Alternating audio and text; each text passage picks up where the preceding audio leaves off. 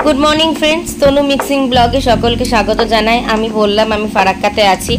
एक एकटा जायगार एक एकटा नियम। आमी फाराक्काते जेखाने आछि एखाने राखीटा एरकम करेई पालन करे उत्सव। राखी उत्सवटा एरकम करे तो माने बाती दिए पुरो माने सुंदर करे आर कि टीप दिए फोटा दिए एरकम करे राखी उत्सव पालित हय। आमादेर जेमन भाई फोटा हय तेमनि मालदा फाराक्का एइसब साइडे राखीटा खूब माने देखो छोटो भाई राखीटा ठीक এইভাবেই পালন হয়। আমার দেখে খুব ভালো লাগলো, কি সুন্দর ধান ধূপ দিয়ে আশীর্বাদ হয়, একটা রাখির মতো পবিত্র অনুষ্ঠান। তো এই জন্য সবাই না খেয়েও থাকে, খাওয়া দাওয়া করে না। দেখো আবার ছোট, এর নাম হচ্ছে রাধা গুগলি, একটা ছোট্ট মেম্বার ও দাদাকে রাখি পরাচ্ছে, কি সুন্দর লাগছে। তোমরা এই অনুষ্ঠানটা দেখতে দেখো, ওর দাদাকে রাখি পরিয়ে দিচ্ছে। ও এই বাড়ির মধ্যে সব থেকে ছোট মেম্বার, যে সব থেকে আর কি ছোট বোন, ও রাখি পরাচ্ছে ওর দাদাকে। দেখো কি সুন্দর লাগছে, আমার তো খুব ভালো লাগছে। আমি এরকম রাখি অকেশান এরকমভাবেই দেখে মানে এরকমভাবে আমি কোনো দিনই দেখিনি। আমিও ছোটোবেলায় রাখি পরাতাম। আমি তো আমার বাবা মার একটাই মেয়ে, তো আমার ওই মাস্তুতো পিস্তুতো মামাতো এই সমস্ত দাদাদেরকে মাঝে মাঝে রাখি পরাতাম। তো এমনি রাখি পরিয়ে দিতাম, তো সেরকম স্পেসিফিক কিছু ছিল না। তো যাই হোক এমনি রাখি পরাতাম ব্যাস, আর কিছু হয়তো চকলেট ফকলেট গিফট দিয়ে দিতাম, এই পর্যন্তই। কিন্তু রাখিটা যে এত সুন্দর করে বাতি দিয়ে এত সুন্দর করে ধান দুব্য দিয়ে আসে, মানে পুরো ভাইফোঁটার মতো করে রাখি পালিত হয় দেখে আমার সত্যি কথা আমার মনটা ভরে গেল। খুব সুন্দর রাখি উৎসব পালিত হয় মালদা ফারাক্কাতে। ওদের আবার ভাইফোঁটাটা এতটা জোরের বলছে হয় না, কিন্তু রাখিটা হয়। আমার খুব ভালো লাগলো। দেখো আর একটা দাদার কাছে আসছে, এবার একে রাখি ফোঁটা দেবে।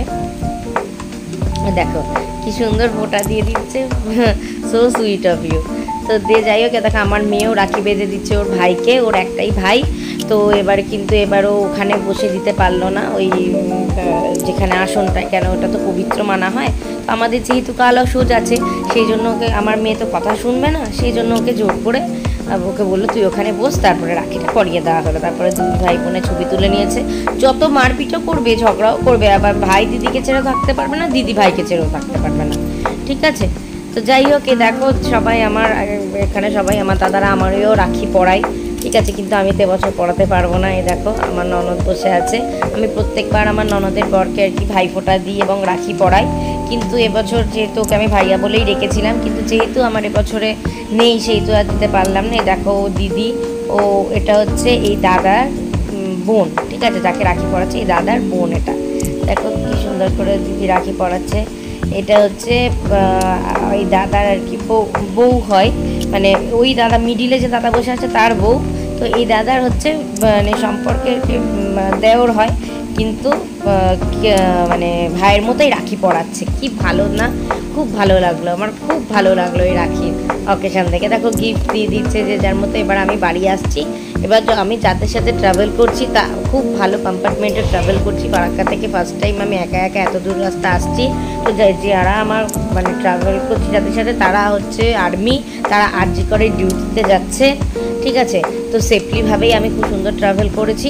তারপরে আমি বর্ধমানে নেমে গেছি, ওখান থেকে আমার একটা কানেক্টিং ট্রেন ছিল, সেই ট্রেনটায় চেপে গেছি। এবার এই ট্রেনটায় আমার রিজার্ভেশন করা হয়নি, এইবারে আমি তো আনরিজার্ভ কম্পার্টমেন্টে উঠে গেছি। তো টিটি আমাকে বললো যে যাও আগে চলে যাও, যদি ফাইন টাইন লেগে যায় তোমার চাই না ফাইন হোক। আমার এক্সপ্রেসের টিকিট কাটা ছিল, কিন্তু আমি যেহেতু রিজার্ভেশন কম্পার্টমেন্টে উঠে গেছি সেহেতু একটা টেনশনের জনকভাবেই বসে আছে। এখানে যারা বসে আছে এরাও তাই, এরাও কাছাকাছি নামবে, কেউ দুর্গাপুর কেউ আসানসোল, ঠিক আছে। তো যাই হোক আমরা আস্তে আস্তে বাড়ির দিকে এগোচ্ছি। খুব মানে এই অভিজ্ঞতাটা আবার অন্যরকমের। আজকের মতো এই পর্যন্তই। তোমরা সঙ্গে থাকো, সাথে থাকো, দেখতে থাকো। আবার কোনো নতুন ব্লগের জন্য টাটা, ততক্ষণের জন্য।